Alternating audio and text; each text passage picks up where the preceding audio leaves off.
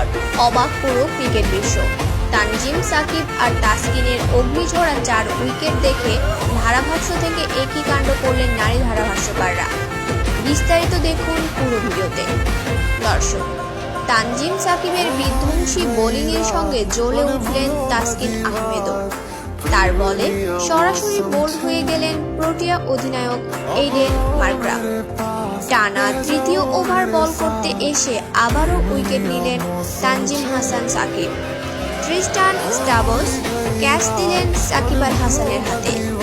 দুই পেসারের দুর্দান্ত বোলিংয়ে 23 রানে 4 উইকেট হারিয়ে বসেছে দক্ষিণ আফ্রিকা।